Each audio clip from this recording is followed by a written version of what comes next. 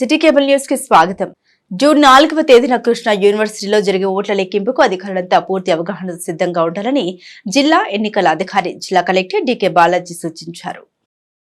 June 4వ తేదీన కృష్ణా యూనివర్సిటీలో జరిగే ఓట్ల లెక్కింపుకు అధికారులంతా పూర్తి అవగాహనతో సిద్ధంగా ఉండాలని జిల్లా ఎన్నికల అధికారి జిల్లా కలెక్టర్ డికే బాలాజీ సూచించారు. ఆయన కలెక్టరేట్లోని స్పందన సమావేశపు హాల్లో జాయింట్ కలెక్టర్ గీతాంజలి శర్మతో కలిసి సాధారణ ఎన్నికలకు సంబంధించి ఆర్ఓలు ఏఆర్ఓలకు ఓట్ల లెక్కింపు ప్రక్రియపై శిక్షణ తరగతులు నిర్వహించారు. స్ట్రాంగ్ రూమ్ల నుండి కంట్రోల్ యూనిట్ బాక్సులను కౌంటింగ్ హాల్కు తీసుకొచ్చే విధానం దగ్గర నుండి వాటికున్న సీళ్లను పరిశీలించుకుని ఓపెన్ చేయడం, ప్రతి రౌండ్ కి ఫలితాలు ప్రకటించే విధానం, కౌంటింగ్ పూర్తి అయ్యాక తిరిగి ఈవీఎంలను స్ట్రాంగ్ రూమ్ చేర్చడంపై ఎన్నికల అధికారులు సిబ్బందికి అవగాహన కల్పించారు. ఈ సందర్భంగా కలెక్టర్ మాట్లాడారు.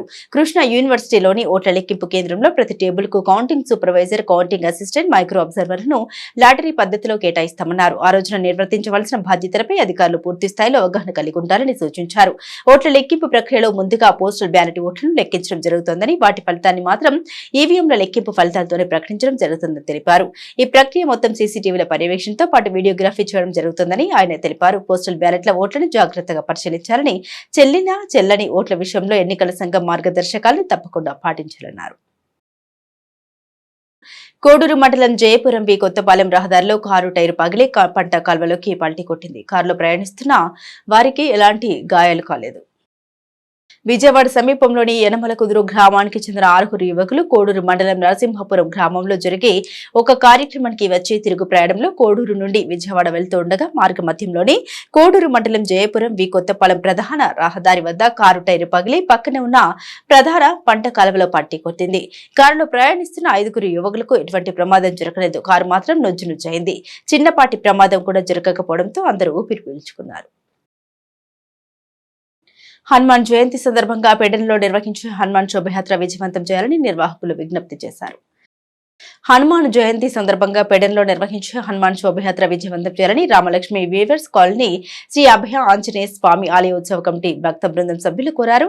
1వ తేదీ శనివారం హనుమాన్ జయంతి సందర్భంగా పెడన్న పట్టణంలోని రామలక్ష్మి వీవర్స్ కాలనీలో వేయించేసిన అభయాంజనేయ స్వామి దేవస్థానం నందు హనుమాన్ శోభయాత్ర ఉదయం 9:30కు ప్రారంభమవుతుందని ఆలయ ఉత్సవ కమిటీ బృందం సభ్యులు పేర్కొన్నారు.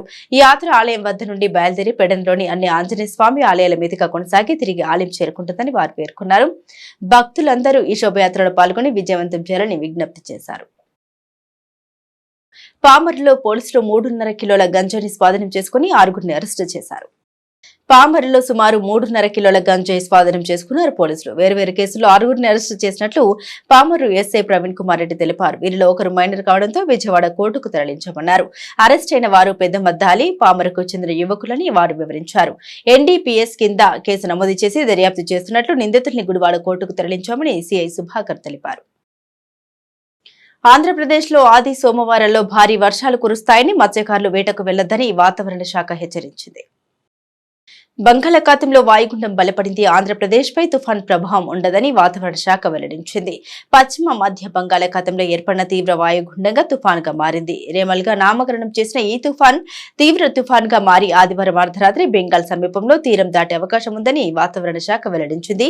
ఆంధ్రప్రదేశ్ వ్యాప్తంగా మరో 3 రోజులు పిడుగులతో కూడిన వర్షాలు కురుస్తాయని ఆ శాఖ తెలిపింది. అల్లూరి సీతారామరాజు, అనకాపల్లి, కాకినాడ, చిత్తూరు జిల్లాలో అక్కడక్కడ పిడుగులతో కూడిన తేలికపాటి నుండి మోస్తారు వర్షాలు కురిసే అవకాశం ఉందన్నారు.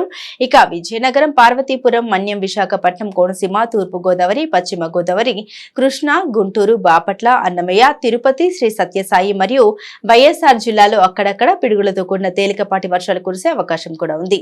ఆంధ్రప్రదేశ్ లో ఆది సోమవారంలో భారీ వర్షాలు కురుస్తాయని, మత్స్యకారులు వేటకు వెళ్లొద్దని హెచ్చరించారు. ప్రజలు అప్రమత్తంగా ఉండాలని సూచించారు.